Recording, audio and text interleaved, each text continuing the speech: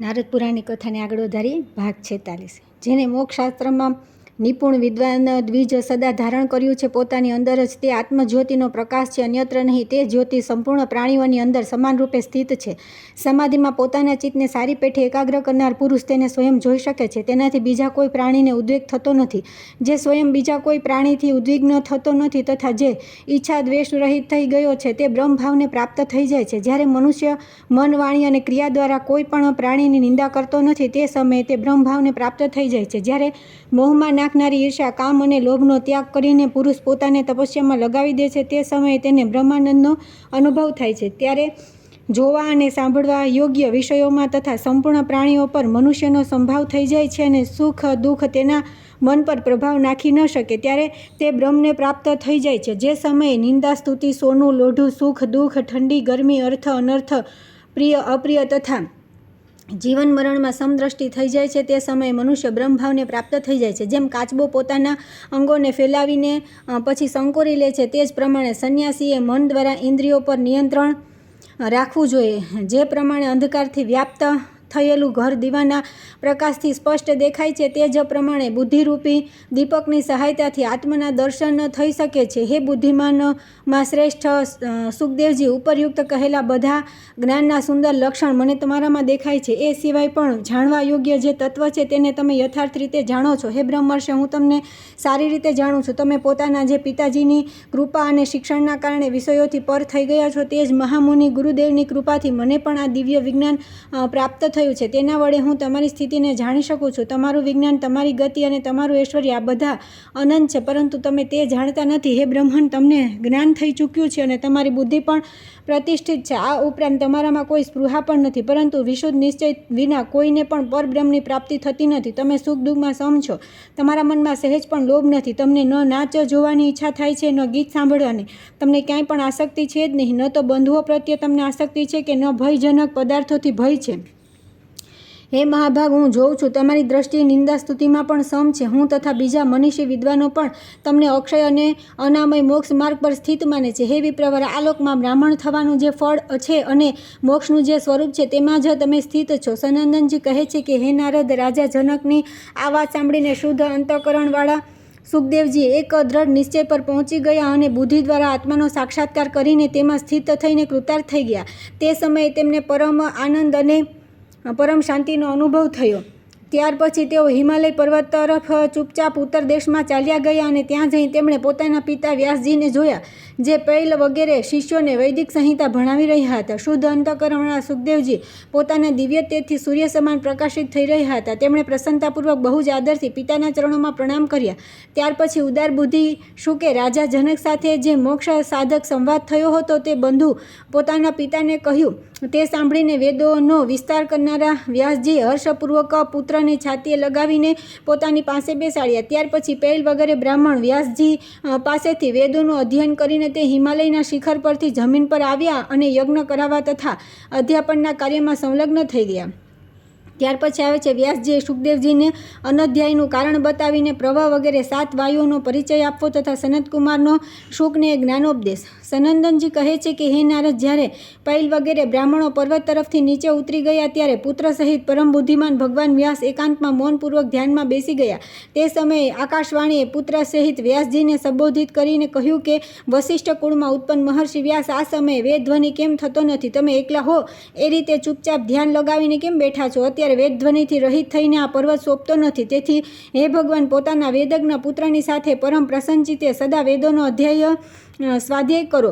આકાશવાણી દ્વારા ઉચ્ચારિત આ વચન સાંભળીને વ્યાસજીએ પોતાના પુત્ર સુખદેવજીની સાથે વેદોની આવૃત્તિનો આરંભ કર્યો. હે દ્વિશ્રેષ્ઠ, તે બંને પિતા પુત્ર દીર્ઘકાળ સુધી વેદોનું પારાયણ કરતા રહ્યા. દરમિયાન એક દિવસ સમુદ્રની હવાથી પ્રેરિત બહુ જોરથી આંધી વંટોળિયા આવી. આને અનધ્યાયનો હેતુ સમજાને વ્યાસજીએ કહ્યું કે વેદોના અભ્યાસથી રોકી દીધો. ત્યારે તેમણે પિતાને પૂછ્યું કે હે ભગવાન, આ આટલા જોરથી હવા કેમ ઉઠી હતી? વાયુદેવીની આ બધી ચેષ્ટા તમે બતાવવાની કૃપા કરો. સુખદેવજી આ વાત સાંભળીને વ્યાસજી અનધ્યાયના નિમિત્ત સ્વરૂપ વાયુ વિશે આ પ્રમાણે બોલ્યા કે બેટા, તમને દિવ્ય દ્રષ્ટિ ઉત્પન્ન થઈ છે. તમારું મન નિર્મળ છે. તમે તમોગુણ તથા રજોગુણથી દૂર તથા સત્યમાં પ્રતિષ્ઠિત થયા છો. તેથી પોતાના હૃદયમાં વેદોનો વિચાર કરીને સ્વયં બુદ્ધિ દ્વારા અનધ્યાયના કારણ વાયુરૂપ વિશે આલોચના કરો. પૃથ્વી અને અંતરિક્ષમાં જે વાયુ ચાલે છે તેના 7 માર્ગ છે, જે ધૂમ તથા ગરમીથી ઉત્પન્ન વાદળો અને કરાઓથી આમ તેમ લઈ જાય છે. તે પ્રથમ માર્ગમાં પ્રવાહિત થનારો પ્રવાહ નામે વાયુ છે, જે આકાશમાં રસની માત્રાઓ અને વીજળી વગેરેની ઉત્પત્તિ માટે પ્રગટ થાય છે. તે મહાન તેજ સંપન્ન દ્વિતીય વાયુ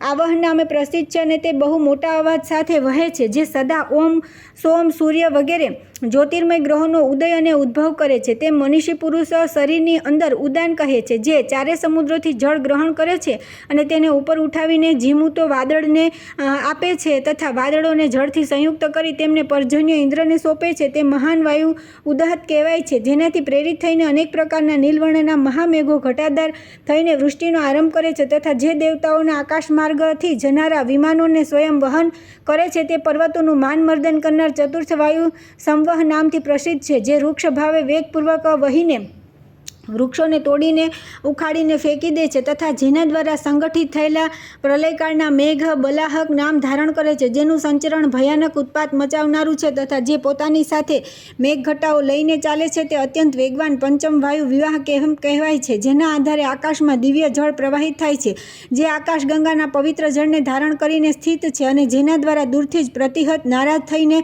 સહસ્ત્ર કિરણોના ઉત્પત્તિ સ્થાન સૂર્યદેવ એક જ કિરણથી યુક્ત દેખાય છે, જેમનાથી આ પૃથ્વી પ્રકાશિત થાય છે તથા અમૃતના દિવ્ય નિધિ ચંદ્રમાનું પણ જેનાથી પોષણ થાય છે. તે છઠ્ઠા વાયુનું નામ પરિવહ છે. તે સંપૂર્ણ વિજયશીલ તત્વોમાં શ્રેષ્ઠ છે, જે અંતકાળમાં સંપૂર્ણ પ્રાણીઓના પ્રાણોને શરીરમાંથી બહાર કાઢે છે. જેના આ પ્રાણને બહાર કરવાનું માર્ગનું મૃત્યુ તથા વૈવત્સ્વ યમ અનુગમન માત્ર સદા કરે છે. સદા અધ્યાત્મ ચિંતનમાં લાગેલી શાંત બુદ્ધિ, સારી રીતે વિચાર કે અનુસંધાન કરનાર, ધ્યાયના અભ્યાસ પરાયણ પુરુષોને જે અમૃત તત્વ આપવામાં સમર્થ છે, જેમાં સ્થિત થઈને પ્રજાપતિ દક્ષના 10,000 પુત્ર બહુ વેગપૂર્વક બધી દિશાઓના અંત સુધી પહોંચી ગયા તથા જેના વડે વૃષ્ટિનું જળ તિરોહિત થઈને વર્ષા બંધ થઈ જાય છે. તે સર્વશ્રેષ્ઠ 7મો વાયુ પરાવર નામે પ્રખ્યાત છે. તેનું અતિક્રમણ કરવું સૌને માટે કઠણ છે. આ પ્રમાણે આ 7 મરુદગણ દિતિના પરમ અદ્ભુત પુત્ર છે. એમની ગતિ સર્વત્ર છે, એ સર્વત્ર વિચરતા રહે છે. પરંતુ બહુ જ આશ્ચર્યની વાત એ છે કે વાયુના વેગથી આજે આ પર્વતોમાં શ્રેષ્ઠ હિમાલય એકદમ ધ્રુજી ઉઠ્યો છે. બેટા,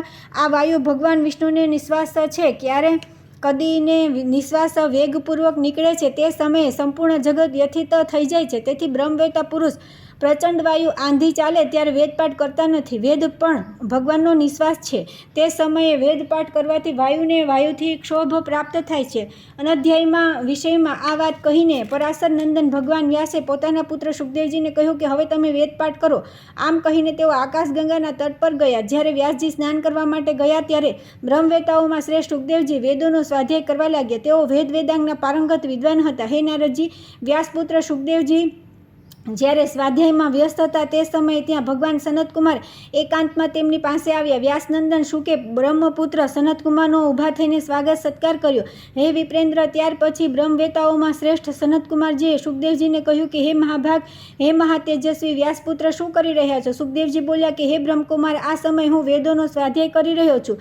મારા કોઈ અજ્ઞાત પુણ્યના ફળથી તમારા દર્શન પ્રાપ્ત થયા છે. તેથી હે મહાભાગ, હું તમને કોઈ એવા તત્વ વિશે પૂછવા ઈચ્છું છું જે મોક્ષરૂપી પુરુષાર્થનું સાધક હોય તો તમે કૃપા કરીને જણાવો, જેથી મને પણ તેનું જ્ઞાન થાય. સનતકુમારે કહ્યું કે હે બ્રહ્મન, બ્રહ્મ વિદ્યા સમાન કોઈ નેત્ર નથી, સત્ય તુલ્ય કોઈ તપસ્યા નથી, રાગ જેવું કોઈ દુઃખ નથી અને ત્યાગ જેવું કોઈ સુખ નથી. પાપ કર્મથી દૂર રહેવું, સદા પુણ્યનો સંચય કરતા રહેવું, સાધુ પુરુષોના વર્તાવને અપનાવવું અને ઉત્તમ સદાચારનું પાલન કરવું આ સર્વોત્તમ શ્રેયનું સાધન છે. જ્યાં સુખનું નામ પણ નથી એવા માનવ શરીરને પ્રાપ્ત કરી જે મનુષ્યો વિષયોમાં આસક્ત થાય છે તે મોહમાં ડૂબી જાય છે. વિષયોનો સંયોગ દુઃખરૂપ છે, તે કદી છુટકારો અપાવી શકતો નથી.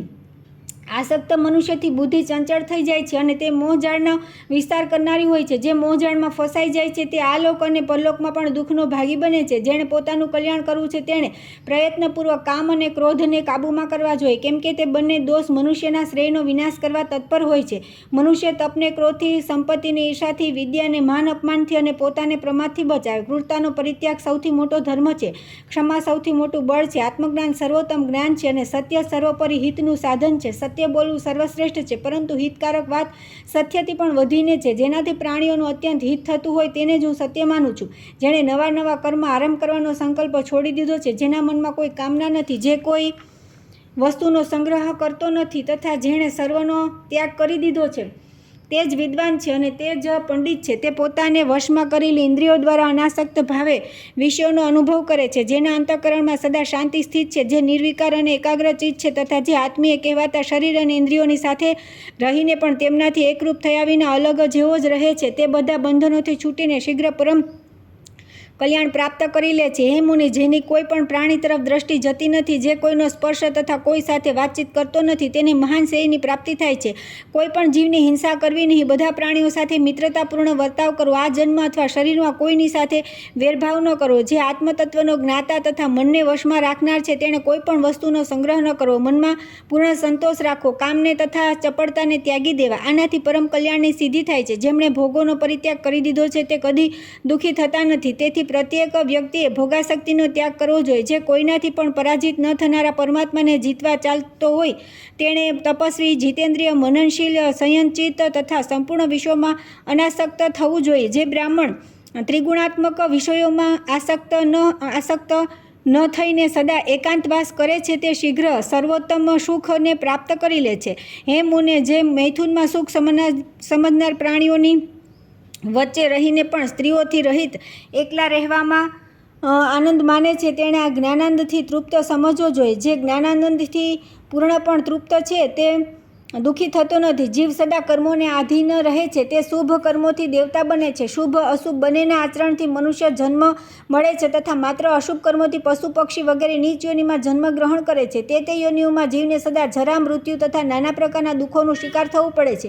આ પ્રમાણે સંસારમાં જન્મ લેનાર દરેક પ્રાણી સંતાપના અગ્નિમાં બળતો રહે છે. અહીં વિભિન્ન વસ્તુઓના સંગ્રહ પરિગ્રહની કોઈ જરૂર નથી, કેમ કે સંગ્રહથી મહાન દોષ પ્રગટ થાય છે. રેશમનો કીડો પોતાના સંગ્રહના કારણે બંધનમાં પડે છે. સ્ત્રી, પુત્ર વગેરે પરિવારમાં આસક્ત રહેનાર જીવ તે પ્રમાણે કષ્ટ પામે છે. જેમ જંગલનો વૃદ્ધ હાથી તળાવના કીચડમાં ફસાઈને દુઃખ ભોગવે છે, જેમ દુર્ગમ ઝાડમાં ફસાયેલ પાણી બહાર આવેલા માછલી તરફડે છે, તે જ પ્રમાણે સ્નેહ ઝાડમાં ફસાઈને અત્યંત કષ્ટ ઉઠાવતા એ પ્રાણીઓની સામે દ્રષ્ટિ નાખો. કુટુંબ, પુત્ર, સ્ત્રી, શરીર અને દ્રવ્યને સંગ્રહ આ બધું જ પરાયું છે અને અનિત્ય છે. અહીં આપણું શું છે? માત્ર પુણ્ય અને પાપ. પરમાત્મા રૂપી અર્થની પ્રાપ્તિ માટે જ વિદ્યા, કર્મ, પવિત્રતા અને અત્યંત વિસ્તૃત જ્ઞાનનો આશ્રય લેવામાં આવે છે. જ્યારે અર્થરૂપી પરમાત્માની પ્રાપ્તિ થઈ જાય તો મનુષ્ય મુક્ત થઈ જાય છે. મનુષ્યની જે વિષયો પ્રત્યે આસક્તિ હોય છે, તેને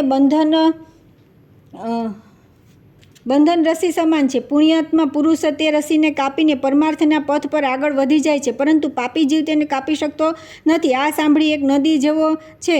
આ સંસાર એક નદી જેવો છે. રૂપ એનો કિનારો છે, મન સ્રોત છે, સ્પર્શ દીપ અને રસ પ્રવાહ છે, ગંધ આ નદીનો કીચડ છે, શબ્દ જળ અને સ્વર્ગરૂપી દુર્ગમ ઘાટ છે. આ નદીને શરીરરૂપી નૌકાની સહાયતાથી પાર કરી શકાય છે. ક્ષમા એને ચલાવનાર હલેસા અને ધર્મ એને સ્થિર કરનાર લંગર છે. વિષયાસક્તિના ત્યાગરૂપી શીઘ્રગામી વાયુ દ્વારા જ આ નદીને પાર કરી શકાય છે. તેથી તમે કર્મોથી નિવૃત્ત, સર્વ પ્રકારના બંધનોથી મુક્ત, સર્વજ્ઞ, સર્વ વિજયી, સિદ્ધ તથા ભાવ અભાવથી રહિત થઈ જાઓ. ઘણા જ્ઞાની પુરુષ સંયમ અને તપસ્યાના બળથી નવીન બંધનોને કાપી નાખી નિત્ય સુખકર મુક્તિને પ્રાપ્ત થઈ ચૂક્યા છે. ત્યાર પછી આવે છે સુખદેવજીને સનતકુમારનો ઉપદેશ.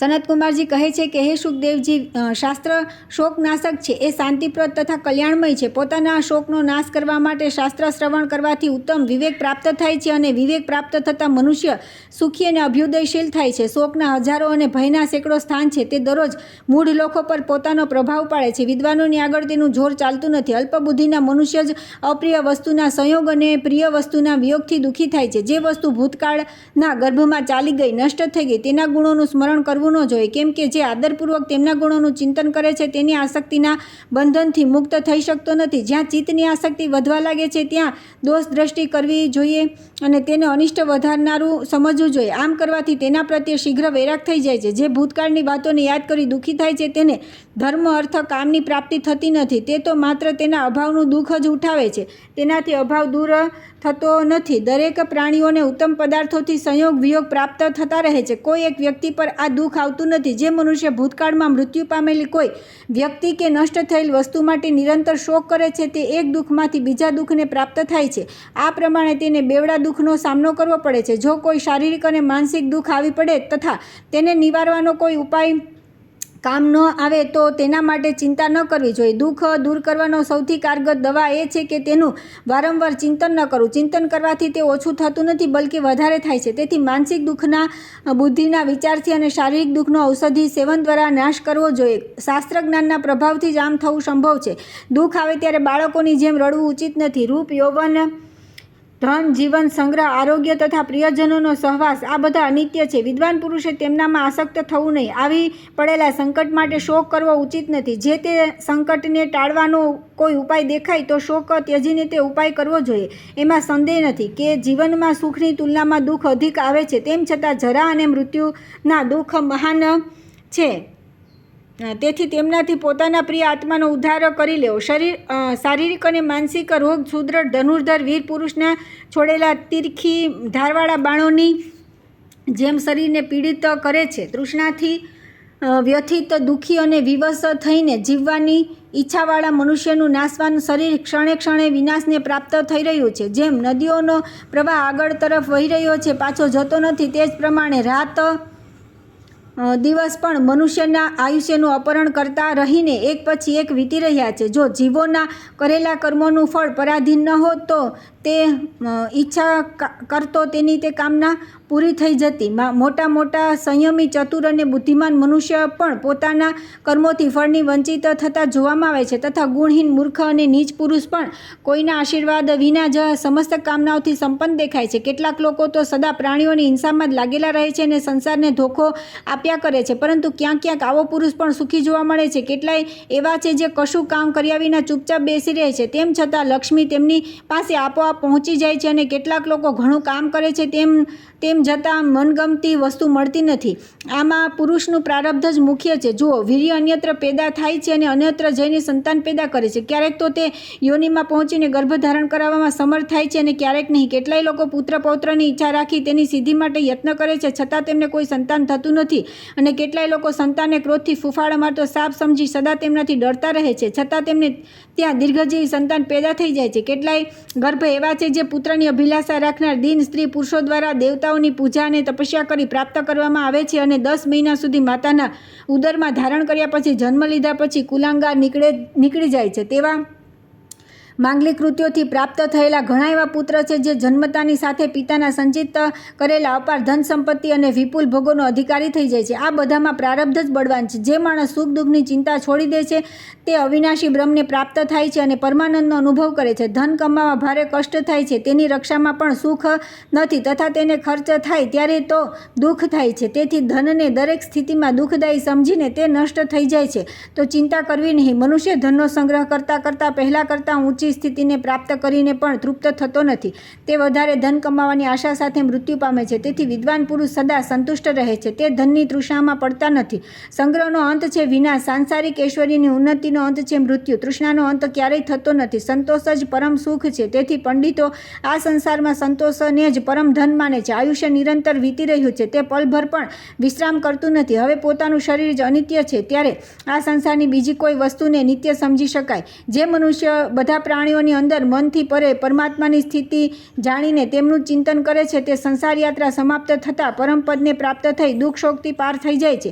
જેમ જંગલમાં નવું ઘાસ ખાવા માટે વિચરતા અતૃપ્ત પશુને ઓચિંતો વાઘ આવીને દબાવી દે છે, તે જ પ્રમાણે ભોગોની શોધમાં લાગેલા મનુષ્યને મૃત્યુ ઉઠાવીને લઈ જાય છે. તેથી આ દુઃખથી છુટકારો મેળવવાનો ઉપાય અવશ્ય વિચારવો જોઈએ. જે શોક ત્યજીને સાધનાનો આરંભ કરે છે અને કોઈ વ્યસનમાં આસક્ત થતો નથી તે મુક્ત થઈ જાય છે. ધનવાન હોય કે નિર્ધન, બધાને ઉપભોગમાં જ શબ્દ, સ્પર્શ, રૂપ, રસ અને ઉત્તમ ગંધ વગેરે વિષયોમાં કિંચિત સુખનો અનુભવ થાય છે. ઉપભોગ પછી તેમનામાં કંઈ રહેતું નથી. પ્રાણીઓને એકબીજા સાથે સંયોગ થતાં પહેલાં કોઈ દુઃખ થતું નથી. જ્યારે સંયોગ પછી પ્રિયનો વિયોગ થાય ત્યારે જ બધાને દુઃખ થયા કરે છે. તેથી વિવેકી પુરુષે પોતાના સ્વરૂપમાં સ્થિત થઈને કદીએ શોક કરવો ન જોઈએ. ધૈર્ય દ્વારા શિશ્ન અને ઉદરની, નેત્ર દ્વારા હાથ પગની, મન દ્વારા આંખ અને કાનની તથા સદિધ્યા દ્વારા મન અને વાણીની રક્ષા કરવી જોઈએ. પૂજનીય તથા અન્ય મનુષ્યમાં આસક્તિ ત્યજીને જે શાંત ભાવ વિચરે છે તે જ સુખી અને તે જ વિદ્વાન છે. જે અધ્યાત્મ વિદ્યામાં અનુરક્ત, નિષ્કામ તથા ભોગાસક્તિથી દૂર છે અને સદા એકલો જ વિચરે છે તે સુખી થાય છે. જ્યારે મનુષ્ય સુખને દુઃખ અને દુઃખને સુખ સમજવા લાગે છે તે અવસ્થામાં બુદ્ધિ, સુનીતિ અને પુરુષાર્થ પણ તેની રક્ષા કરી શકતા નથી. તેથી મનુષ્ય જ્ઞાન પ્રાપ્તિ માટે સ્વાભાવિક પ્રયત્ન કરવો જોઈએ, કેમ કે તે યત્ન કરનાર પુરુષ કદી દુઃખી થતો નથી. સનંદનજી કહે છે કે વ્યાસપુત્ર શુકદેવજી આ પ્રમાણે કહી તેમની અનુમતિ લઈ મહામુનિ સનતકુમારજી તેમના વડે સાદર પૂજિત થઈને ત્યાંથી ચાલ્યા ગયા. યોગીઓમાં શ્રેષ્ઠ શુકદેવજી પણ પોતાની સ્વરૂપ સ્થિતિને સારી પેઠે જાણી બ્રહ્મપદનું અનુસંધાન કરવા માટે ઉત્સુક થઈ પિતાની પાસે ગયા. પિતાને મળી મહામુનિ શુકે તેમને પ્રણામ કર્યા અને તેમની પરિક્રમા કરી તેઓ કૈલાશ પર્વત પર ચાલ્યા ગયા. ત્યાર પછી આવે છે શ્રી શુકદેવજી ઉર્ધ્વગતિ શ્વેતદ્વીપ તથા વૈકુંઠધામમાં જઈને શુકદેવજી દ્વારા ભગવાન વિષ્ણુની સ્તુતિ અને ભગવાનની આજ્ઞાથી શુકદેવજીનું વ્યાસજી પાસે આવીને ભાગવત શાસ્ત્ર ભણવું. સનંદનજી કહે છે કે હે દેવર્ષે, કૈલાસ પર્વત પર જઈને સૂર્યોદય થતાં વિદ્વાન શુકદેવ હાથ પગને યથોચિત રીતે રાખીને વિનિત ભાવે પૂર્વાભિમુખ બેસીને યોગમાં લાગી ગયા. તે સમયે તેમણે સર્વ સંયોગ થી રહિત પરમાત્માના દર્શન કર્યા. આ પ્રમાણે પરમાત્માનો સાક્ષાત કરી શુકદેવજી મુક્તપણે ખૂબ હસ્યા. પછી તેઓ વાયુની જેમ આકાશમાં વિચરવા લાગ્યા. તે સમયે તેમનું તેજ ઉદયકાળના અરુણ જેવું પ્રકાશિત થઈ રહ્યું હતું. તેઓ મન અને વાયુની ગતિ આગળ વધી રહ્યા હતા. તે સમયે બધાએ પોતાની શક્તિ અને રીતિ અનુસાર તેમનું પૂજન કર્યું. દેવતાઓએ તેમના પર દિવ્ય પુષ્પોની વૃષ્ટિ કરી. તેમને આ રીતે ઉપર જતા જોઈને ગંધર્વ, અપ્સરા, મહર્ષિ તથા સિદ્ધગણ બધા આશ્ચર્યચકિત થઈ ગયા. ત્યારબાદ તેઓ નિત્ય, નિર્ગુણ તથા લિંગ રહિત બ્રહ્મપદમાં સ્થિત થઈ ગયા. તે સમયે તેમનું તેજ ધુમાડા રહિત અગ્નિ જેવું પ્રકાશી રહ્યું હતું. આગળ વધીને શુકદેવજીએ પર્વતના બે અનુપમ શિખર જોયા, જેમાંનું એક તો હિમાલય જેવું શ્વેત તથા બીજું મેરુ જેવું પીતવર્ણનું હતું. એક રજતમય હતું અને બીજું સુવર્ણમય. બંને શિખર એકબીજાથી જોડાયેલા અને સુંદર હતા. હે નારદ, તે શિખરોનો વિસ્તાર ઉપર તરફ તથા આજુબાજુમાં 100 યોજનનો હતો. શુકદેવજી બંને શિખરોની વચ્ચેથી એકદમ આગળ નીકળી ગયા. તે શ્રેષ્ઠ પર્વત તેમની ગતિને રોકી ન શક્યો. તે સમયે શુકદેવજી વાયુલોકથી ઉપર અંતરિક્ષમાં યાત્રા કરતા રહીને પોતાનો પ્રભાવ દેખાડીને સર્વ સ્વરૂપ થઈને સંપૂર્ણ લોકમાં વિચરવા લાગ્યા. પરમ યોગવેતા શુકદેવજી શ્વેતદ્વીપમાં જઈ પહોંચ્યા. ત્યાં તેમણે પહેલાં ભગવાન શ્રી નારાયણ દેવનો પ્રભાવ જોયો. પછી તેમણે વેદની ઋચાઓ પણ ખોડ્યા કરે છે તેવા દેવાધિદેવ જનાર્દનના સાક્ષાત દર્શન કર્યા. દર્શન પછી શુકદેવજીએ ભગવાનની સ્તુતિ કરી. હે નારદ, તેમની સ્તુતિથી પ્રસન્ન થઈ ભગવાન બોલ્યા. શ્રી ભગવાને કહ્યું કે હે યોગીન્દ્ર, હું સંપૂર્ણ દેવતાઓ માટે પણ અદૃશ્ય થઈને રહું છું, છતાં તમે મારા દર્શન કરી લીધા. હે બ્રહ્મચારી શુકદેવ, અને સનતકુમારે બતાવેલા યોગ દ્વારા સિદ્ધ થઈ ચૂક્યા છો, તેથી વાયુના માર્ગમાં સ્થિત થઈને ઈચ્છાનુસાર સંપૂર્ણ લોકને જુઓ. હે વિપ્રવર, ભગવાન વાસુદેવના આ પ્રમાણે કહ્યા પછી શુકદેવ મુનિ તેમને પ્રણામ કરી અખિલ વિશ્વવંદિત વિષ્ણુધામમાં ચાલ્યા ગયા. હે નારદ, વૈકુંઠલોકમાં વિમાન પર વિચરનારા દેવતાઓ દ્વારા સેવિત તેની વિરજા નામક નદીએ ચારે બાજુથી ઘેરી રાખ્યો છે. તે દિવ્ય ધામમાં પ્રકાશથી આ બધા લોક પ્રકાશિત થઈ રહ્યા છે. ત્યાં સુંદર સુંદર વાવડીઓ છે જે કમળોથી આચ્છાદિત રહે છે. તેમના ઘાટ મૂંગા પ્રવાલથી બનેલા છે, જેમાં સોનું અને રત્નો જડેલા છે. આ બધી વાવડીઓ નિર્મળ જળથી ભરેલી છે. ત્યાંના દ્વારપાલ ચતુર્ભુજ હોય છે. નાના પ્રકારના આભૂષણો તેમની શોભામાં અભિવૃદ્ધિ કરે છે. તે બધા વિશ્વસેનજી અનુયાયી અને સિદ્ધ છે. શુકદેવજીએ બધામાંથી કોઈએ રોક્યા નહીં. તેઓ કોઈ પણ પ્રકારની રોકટોક વિના અંદર ચાલ્યા ગયા. ત્યાં તેમણે સિદ્ધ સમુદાયો દ્વારા નિરંતર સેવિત દેવાધિદેવ ભગવાન વિષ્ણુના દર્શન કર્યા. તેમની 4 ભુજાઓ હતી. તેઓ શાંત અને પ્રસન્નમુખ દેખાતા હતા. તેમણે રેશમી પીતાંબર ધારણ કર્યું હતું. શંખ, ચક્ર, ગદા અને પદ્મમૂર્તિથી થઈને ભગવાનની સેવામાં ઉપસ્થિત હતા. તેમના વક્ષસ્થળમાં ભગવતી લક્ષ્મી વિરાજી રહ્યા હતા અને કૌસ્તુભ મણિથી તેઓ પ્રકાશિત થઈ રહ્યા હતા. તેમના કટીભાગમાં કંદોરો, ડાબા ખભા પર યજ્ઞોપવિત, હાથોમાં કંકડ તથા ભુજાઓ પર બાધુબંધ શોભી રહ્યા હતા. મસ્તક પર મંડલાકાર મુગટ અને ચરણોમાં નુપુર શોભી રહ્યા હતા. ભગવાન મધુસૂદનના દર્શન કરી શુકદેવજીએ ભક્તિભાવે તેમની સ્તુતિ કરી. શુકદેવજી બોલ્યા કે સંપૂર્ણ લોકના એકમાત્ર સાક્ષી ભગવાન વાસુદેવને નમસ્કાર છે. સંપૂર્ણ જગતના બીજ સ્વરૂપ, સર્વત્ર પરિપૂર્ણ તથા નિશ્ચલ આત્મરૂપ તમને નમસ્કાર છે. વાસુકી નાગની શૈયા પર શયન કરનારા શ્વેતદ્વીપ નિવાસી શ્રીહરિને નમસ્કાર છે. તમે હંસ, મત્સ્ય, વરાહ તથા નરસિંહ રૂપ ધારણ કરો છો. ધ્રુવના આરાધ્ય દેવ પણ આપ જ છો. તમે સાંખ્ય અને યોગ બંનેના સ્વામી છો. તમને નમસ્કાર છે. ચારે સનકાદી તમારામાં જ અવતાર છે. તમે જ કચ્છપ અને પૃથુરૂપ ધારણ કર્યું છે. આત્માનંદ જ તમારું સ્વરૂપ છે. તમે જ નાભિપુત્ર ઋષભદેવજી રૂપે પ્રગટ થયા છો. જગતનું સર્જન, પાલન અને સંહાર કરનાર તમે જ છો. તમને નમસ્કાર છે. ભૃગુનંદન પરશુરામ, રઘુનંદન શ્રી રામ, પર્વત પર શ્રી કૃષ્ણ, વેદવ્યાસ, બુદ્ધ તથા કલ્કી પણ તમારા જ સ્વરૂપ છે. તમને નમસ્કાર છે. કૃષ્ણ, બલભદ્ર, પ્રદ્યુમ્ન અને અનિરુદ્ધ આ 4 વ્યૂહોના રૂપમાં તમે જ વિરાજી રહ્યા છો. જાણવા અને ચિંતન કરવા યોગ્ય પરમાત્મા પણ તમે જ છો. નરનારાયણ શિવવિષ્ટ તથા વિષ્ણુ નામથી પ્રસિદ્ધ તમને નમસ્કાર છે. સત્ય જ તમારું ધામ છે, તમે ધામ રહી છો. ગરુડ તમારા જ સ્વરૂપ છે. તમે સ્વયં પ્રકાશ દેવતા ઉત્તમ વ્રતનું પાલન કરવા માટે વિખ્યાત ઉત્કૃષ્ટ ધામવાળા અને અજીત છો. તમને નમસ્કાર છે. સંપૂર્ણ વિશ્વ તમારું સ્વરૂપ છે. તમે જ વિશ્વરૂપમાં પ્રગટ છો. સર્જન, પાલન અને સંહાર કરનારા પણ તમે જ છો. યજ્ઞ અને તેના ભોગતા, સ્થૂળ તથા સૂક્ષ્મ તથા યાચના કરાનાર વામન રૂપ તમને નમસ્કાર છે. ચંદ્રમાં તમારા નેત્ર છે. સાહસ, તેજ અને બળ તમારાથી ભિન્ન નથી. તમે યજ્ઞો દ્વારા યજન કરવા યોગ્ય, સાક્ષી, અજન્મા તથા અનેક હાથ પગ મસ્તકોવાળા તમને નમસ્કાર છે. તમે લક્ષ્મીના સ્વામી તથા ભક્તોને આધીન રહેવાવાળા છો. તમે શાંગ નામનું ધનુષ ધારણ કરો છો. 8 પ્રકૃતિઓના અધિપતિ, બ્રહ્મા તથા અનંત શક્તિઓથી સંપન્ન તમે પરમેશ્વરને નમસ્કાર છે. બૃહદારણ્ય ઉપનિષદ દ્વારા તમારા તત્વનો બોધ થાય છે. તમે ઇન્દ્રિયોના પ્રેરક તથા જગતસ્રષ્ટા બ્રહ્મા છો. તમારા નેત્ર ખીલેલા કમળ જેવા છે. ક્ષેત્રજ્ઞ રૂપે તમે પ્રકાશિત થઈ રહ્યા છો. તમને નમસ્કાર છે. ગોવિંદ, જગતકર્તા, જગન્નાથ, યોગી, સત્ય, સત્ય પ્રતિજ્ઞ, વૈકુંઠ અને અચ્યુત રૂપ તમને નમસ્કાર છે. અધોક્ષજ, ધર્મ, વામન, ત્રિધાતુ, તેજપુંજ ધારણ કરવાવાળા વિષ્ણુ, અનંત અને કપિલ તમને નમસ્કાર છે. તમે જ વિરંચી નામે પ્રસિદ્ધ બ્રહ્માજી છો. 3 શિખરોવાળા ત્રિકૂટ પર્વત તમારું જ સ્વરૂપ છે. ઋગ્વેદ, યજુર્વેદ અને સામવેદ તમારા અભિન્ન વિગ્રહ છે. 1 શિંગવાળા ઋંગી ઋષિ પણ તમારી જ વિભૂતિ છે. તમારો યશ પરમ પવિત્ર છે તથા સંપૂર્ણ વેદશાસ્ત્ર તમારાથી જ પ્રગટ થયા છે. તમને નમસ્કાર છે. તમે વૃષાકપી, ધર્મને અવિચળ રૂપે વિષ્ણુ, શિવ અને ઇન્દ્ર છો. સંપૂર્ણ સમૃદ્ધિઓથી સંપન્ન તથા પ્રભુ સર્વશક્તિમાન છો. આ વિશ્વ તમારી જ રચના છે. ભૂરલોક, ભુવરલોક તથા સ્વર્ગલોક તમારા જ સ્વરૂપ છે. તમને નમસ્કાર છે. હે શરણાગત વત્સલ, હે ઈશ્વર તમને નમસ્કાર છે. તમે મારી રક્ષા કરો. આ પ્રમાણે સ્તુતિ કરવાથી પ્રાણજનો પર દયા કરવાવાળા, શંખ, ચક્ર, ગદા ધારણ કરવાવાળા ભગવાન વિષ્ણુએ સુખદેવજીને આ પ્રમાણે કહ્યું. શ્રી ભગવાને કહ્યું કે ઉત્તમ વ્રતનું પાલન કરનારા મહાભાગ વ્યાસપુત્ર, હું તમારા પર બહુ પ્રસન્ન છું. તમને વિદ્યા અને ભક્તિ બંને પ્રાપ્ત થાઓ. તમે જ્ઞાની અને સાક્ષાત મારા સ્વરૂપ છો.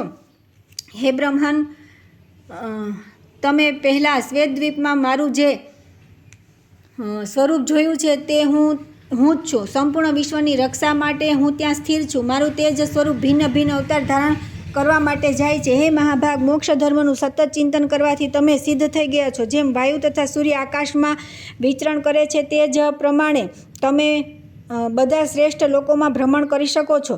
તમે નિત્ય મુક્ત સ્વરૂપ છો. હું જ બધાને શરણ આપનાર છું. સંસારમાં મારા પ્રતિ ભક્તિ અતિ દુર્લભ છે. તે ભક્તિ પ્રાપ્ત થઈ ગયા પછી કશું પણ પ્રાપ્ત કરવાનું રહેતું નથી. તે ભક્તિ તમને પ્રાપ્ત થઈ ગઈ છે. બદ્રિકાશ્રમમાં નરનારાયણ ઋષિ કલ્પાંત કાળ સુધી તપસ્યામાં સ્થિત છે. તેમની આજ્ઞાથી ઉત્તમ વ્રતનું પાલન કરવાવાળા તમારા પિતા વ્યાસ ભાગવત શાસ્ત્રનું સંપાદન કરશે. તેથી તમે પૃથ્વી પર જાઓ અને તે શાસ્ત્રનું અધ્યયન કરો. આ સમયે તેઓ ગંધમાદન પર્વત પર તપસ્યા કરી રહ્યા છે. હે નારદજી, ભગવાનના આ પ્રમાણે કહેવાથી સુખદેવજીએ તે 4 ભુજા ધરી શ્રી હરિને નમસ્કાર કર્યા અને તેઓ પોતાની પિતાની સમીપ ચાલ્યા ગયા. ત્યાર પછી સુખદેવજીએ પોતાની નિકટ જોઈને પરમ પ્રતાપી પરાશર નંદન ભગવાન વ્યાસનું મન પ્રસન્ન થઈ ગયું.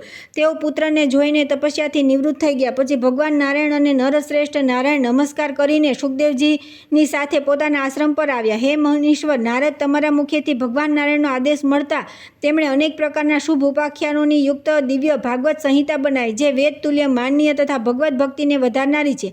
વ્યાસજીએ તે સંહિતા પોતાના નિવૃત્તિ પરાયણ પુત્ર સુખદેવજીને ભણાવી. વ્યાસનંદન ભગવાન સુખ જો આત્મારામ છે, છતાં તેમણે ભક્તોને સદા પ્રિય લાગનારી તે સંહિતાનું બહુ જ ઉત્સાહપૂર્વક અધ્યયન કર્યું. હે અનગ, આ પ્રમાણે આ મોક્ષ ધર્મનું વર્ણન મેં કર્યું, જે શ્રોતાઓમાં હૃદયમાં ભગવાનની ભક્તિ વધારનારું છે.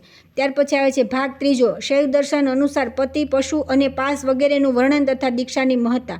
શૌનકજી બોલ્યા કે હે સાધુ સૂતજી, તમે સંપૂર્ણ શાસ્ત્રોના જાણનાર પંડિત છો. હે વિદ્વાન, તમે અમને શ્રીકૃષ્ણ કથારૂપી અમૃતનું પાન કરાવ્યું છે. ભગવાનના પ્રેમી ભક્ત દેવર્ષિ નારદજીએ સનંદનજીના મુખે મોક્ષ ધર્મનું વર્ણન સાંભળ્યા પછી ફરી શું પૂછ્યું? બ્રહ્માજીના માનસપુત્ર સનકાદી મુનીશ્વર ઉત્તમ સિદ્ધ પુરુષ છે. તેઓ લોકોના ઉદ્ધારમાં તત્પર થઈ તે સંપૂર્ણ જગતમાં વિચરતા રહે છે. હે મહાભાગ, શ્રી નારદજી પણ સદા શ્રીકૃષ્ણની ભક્તિમાં સંલગ્ન રહે છે અને તેમના શરણાગત ભક્ત છે. તે સનકાદી અને નારદનો સમાગમ થઈ ગયા પછી સંપૂર્ણ લોકોને પવિત્ર કરનાર કઈ કલ્યાણમયી કથા થઈ એ કહેવાની કૃપા કરો. સૂતજીએ કહ્યું કે હે ભૃગુ શ્રેષ્ઠ, સનકાદી દ્વારા પ્રતિપાદિત સનાતન મોક્ષ ધર્મોનું વર્તન સાંભળીને નારદજીએ ફરી તે મુનિઓને પૂછ્યું. નારદજી બોલ્યા કે હે મુનીશ્વરો, કયા મંત્રોથી ભગવાન વિષ્ણુની આરાધના કરવી જોઈએ? શ્રી વિષ્ણુના ચરણાવિંદોની શરણ લેવાવાળા ભક્તોએ કયા દેવતાઓની પૂજા કરવી જોઈએ? હે વિપ્રવરો, ભાગવત તંત્રના તથા ગુરુ શિષ્યના સંબંધને સ્થાપિત કરીને તેમને પોતપોતાના કર્તવ્યના પાલનની પ્રેરણા આપનારી દીક્ષાનું વર્ણન કરો તથા સાધકો દ્વારા પાલન કરવા યોગ્ય પ્રાતઃકાળ આદિના જે કૃત્ય હોય તે બધા મને બતલાવો. જે મહિનાઓમાં જપ, હોમ વગેરે જે કર્મોના અનુષ્ઠાનથી પરમાત્મા શ્રીહરિ પ્રસન્ન થાય તેમનું તમે વર્ણન કરો. સૂતજી કહે છે કે મહાત્મા નારદજીના વચન સાંભળી સનતકુમારજી બોલ્યા. સનતકુમારજી કહે છે કે હે નારદ, સાંભળો, હું ભગવત તંત્રનું વર્ણન કરું છું. જેણે જાણીને સાધક નિર્મળ ભક્તિ દ્વારા અવિનાશી ભગવાન વિષ્ણુને પ્રાપ્ત કરી લે છે. હવે પહેલાં શૈવ તંત્રનું વર્ણન કરું છું. શૈવ મહાતંત્રમાં 3 પદાર્થ અને 4 પાદોનું વર્ણન છે એવું વિદ્વાનો કહે છે. ભોગ, મોક્ષ, ક્રિયા અને ચર્યા, આ 4 શૈવ મહામંત્રમાં 4 પદ સાધન કહ્યા છે. પદાર્થ 3 જ છે: પશુપતિ, પાશુ અને પાસ. આ 3માં એકમાત્ર શિવ સ્વરૂપ પરમાત્મા જ પશુપતિ છે અને જીવોને પશુ કહ્યા છે. હે નારદ, જુઓ, જ્યાં સુધી સ્વરૂપના અજ્ઞાનને ઉજાગર કરનાર અજ્ઞાન વગેરે સાથે સંબંધ રહે છે ત્યાં સુધી આ બધા જીવોની પશુ સંજ્ઞા નામ માનવામાં આવી છે. તેમનું પશુત્વ દ્વૈત ભાવથી યુક્ત છે. આ પશુઓના જે પાસ અર્થાત બંધન છે તે 5 પ્રકારના માનવામાં આવ્યા છે. તે 5માંથી દરેકના લક્ષણ બતાવવામાં આવશે. પશુના 3 ભેદ છે: વિજ્ઞાનકલ, પ્રલયાકલ અને સકલ. આમાં પ્રથમ અર્થાત વિજ્ઞાનકલ પશુ મલયુક્ત સંયુક્ત મળરૂપ પાસથી બંધાયેલો હોય છે. બીજો પ્રલયકલ પશુ મલ અને કર્મ, આ 2 પાશોથી સંયુક્ત બંધાયેલો હોય છે. ત્રીજો અર્થાત સકલ પશુ મલ, માયા અને કર્મ, આ 3 પાશોથી બંધાયેલો કહેવામાં આવ્યો છે. ઉક્ત ત્રિવિધ પશુઓમાં જે પહેલો વિજ્ઞાનાકલ છે તેના 2 ભેદ હોય છે: સમાપ્ત કલુષ અને અસમાપ્ત કલુષ. બીજા પ્રલયાકલ પશુના પણ 2 ભેદ હોય છે: પક્વ મલ અને અપક્વ મલ, અર્થાત પક્વ પાશદ્ય અને અપક્વ પાશદ્ય. વિજ્ઞાનકલ અને પ્રલયાકલ, આ બંને જીવ પશુ શુદ્ધ માર્ગ પર સ્થિત થાય છે અને સકલ જીવ કલા વગેરે તત્વોને આધીન થઈને વિભિન્ન લોકમાં કર્માનુસાર પ્રાપ્ત થયેલ તિર્યક મનુષ્યાદિ શરીરોમાં ભ્રમણ કરે છે. પાશ 5 પ્રકારના બતાવવામાં આવ્યા છે: મલજ, કર્મજ, માયેજ, માયા, જન્ય, તિરોધાન, શક્તિજ અને વિદુજ. જેમ ભૂસું ચોખાને ઢાંકી રાખે છે તે જ પ્રમાણે એક પણ મલ પુરુષની અનેક શક્તિ, દ્રક શક્તિ, જ્ઞાન અને ક્રિયાશક્તિને આચ્છાદિત કરી દે છે અને જે જીવાત્માઓને માટે દેહાંતરની પ્રાપ્તિમાં કારણ હોય છે. ધર્મ અને અધર્મનું નામ જ કર્મ, જે વિચિત્ર ફળ ભોગ આપનારું છે. આ કર્મ પ્રવાહરૂપે નિત્ય છે. બીજાંકુર ન્યાયથી એની સ્થિતિ અનાદિ માનવામાં આવી છે. આ પ્રમાણે આ પ્રથમથી 2 મલજ અને કર્મજ પાશ બતાવવામાં આવ્યા. હે બ્રહ્મન, હવે મામેય વગેરે પાશોનું વર્ણન સાંભળો. વિંદુજ પાશ અપરામુક્તિ સ્વરૂપ છે અને શિવ સ્વરૂપની પ્રાપ્તિ કરાવનાર છે. એનું સ્વરૂપ આ છે: સત, ચિત અને આનંદ. જેમનું સ્વરૂપભૂત વૈભવ છે તે એકમાત્ર સર્વવ્યાપી સનાતન પરમાત્મા સર્વના કારણ તથા સંપૂર્ણ જીવોના પ્રતિરૂપે વિરાજી રહ્યા છે, જે મનમાં આવે છે પરંતુ પ્રગટ થતા નથી અને સંસારથી નિવૃત્તિ વૈરાગ્ય પ્રદાન કરે છે તથા દ્રઢ શક્તિ તથા ક્રિયાશક્તિના રૂપમાં જે સ્વયં વિદ્યમાન છે તે ઉત્કૃષ્ટ શૈવ તેજ છે. એ સિવાય જે શક્તિથી સમર્થ થઈને જીવ પર પરમાત્માની સમીપ દિવ્ય ભોગથી સંપન્ન થઈને અને પશુ સમુદાયની કોઠીથી સદાના માટે મુક્ત થઈ જાય છે. પરમાત્માની તે એકાંત સ્વરૂપા આદ્યાશક્તિને ચિદ્રૂપા કહે છે. તે ચિદ્રૂપા શક્તિથી ઉત્કર્ષને પ્રાપ્ત થયેલ બિંદુ, દ્રગ, જ્ઞાન અને ક્રિયા સ્વરૂપ થઈને શિવ નામથી પ્રતિપાદિત થાય છે. તેને જ સંપૂર્ણ તત્વનું કારણ કહેવામાં આવે છે. તે સર્વત્ર વ્યાપક તથા અવિનાશી છે. તેમાં જ સન્નિહિત અંતર્ગત થયેલ ઈચ્છા વગેરે સંપૂર્ણ શક્તિઓ તેના સામીપ્ય સહારાથી પોતપોતાનું કાર્ય કરે છે. હે મુનિ, તેથી એ બધા પર અનુગ્રહ કરનારો છે. જળ અને ચેતન પર અનુગ્રહ કરવા માટે વિશ્વનું સર્જન કર્યું ત્યારે તેનું પ્રથમ સ્ફુરણ છે. હે વિપ્રવર, તે શક્તિ તત્વ સાવયવ કહ્યું છે. તેનાથી જ્ઞાન શક્તિ અને ક્રિયાશક્તિનો તથા ઉત્કર્ષ અને અપકર્ષના પતનનો પ્રસાર તથા અભાવ થાય છે. તેથી તે તત્વ સદા શિવરૂપ છે. જ્યાં દિક શક્તિ, જ્ઞાન શક્તિ તિરોહિત અદ્રશ્ય થાય છે અને ક્રિયાશક્તિ વધી જાય છે તે ઈશ્વર નામક તત્વ કહેવાય છે, જે સમસ્ત મનોરથોનું સાધક છે. જ્યાં ક્રિયાશક્તિનો તિરોભાવ અને જ્ઞાન શક્તિનો ઉદ્વેગ વધારનારો હોય છે તે વિદ્યા તત્વ કહેવાય છે, જે જ્ઞાન સ્વરૂપ અને પ્રકાશક છે. નાદ, વિંદુ અને સકલ, આ 3 સત નામક તત્વના આશ્રિત છે. 8 વિદ્યેશ્વર ગણ ઈશ્વરત્વના અને 7 કરોડ મંત્ર ગણ વિદ્યા તત્વને આશ્રિત છે. આ બધા તત્વો શુદ્ધ માર્ગ નામે કહેવામાં આવ્યા છે. અહીં ઈશ્વર સાક્ષાત નિમિત્ત કારણ છે તેઓ જ વિંદુ રૂપે સુશોભિત થઈને અહીં ઉપાદાન કારણ બને છે. 5 પ્રકારના જે પાસ છે તેનો કોઈ સમય ન હોવાના કારણે તેમનો કોઈ નિશ્ચિત ક્રમ નથી. તેમનો વ્યાપાર કાર્ય જોઈને જ તેમની કલ્પના કરવામાં આવે છે. વાસ્તવમાં વિચિત્ર શક્તિઓથી યુક્ત એક જ શિવ તત્વ વિરાજમાન છે. તે શક્તિયુક્ત હોવાથી શાક્ત કહેવાય છે. અંતઃકરણની વૃત્તિઓના ભેદથી જ અનેક પ્રકારની કલ્પનાઓ કરવામાં આવે છે. પ્રભુ શિવ જળ ચેતન પર અનુગ્રહ કરવા માટે વિવિધ રૂપ ધારણ કરીને અનાદિ આજ્ઞાનથી યુક્ત જીવો પર કૃપા કરે છે. સર્વ પર દયા કરનાર શિવ સંપૂર્ણ જીવોને ભોગ અને મોક્ષ તથા જળ વર્ગને પોતાના કાર્યમાં પ્રવૃત્ત થવાની શક્તિ સામર્થ્ય આપે છે. ભગવાન શિવ સમાન રૂપ થઈ જવું એ જ મોક્ષ છે. એ ચેતન જીવો પર ઈશ્વરનો અનુગ્રહ છે. કર્મ અનાદિ હોવાના કારણે સદા વર્તમાન રહે છે. તેથી તેમનો ભોગ કર્યા વિના પણ ભગવત કૃપાથી મોક્ષ મળી જાય છે. તેથી ભગવાન શંકરને કૃપાળુ કહ્યા છે. અવિનાશી પ્રભુ જીવોના ભોગ માટે સૂક્ષ્મ કરણો દ્વારા અનાયાસે જ જગતની ઉત્પત્તિ કરે છે. કોઈ પણ કરતા કોઈ પણ કાર્યમાં ઉપાદાન અને કારણો વિના હોતો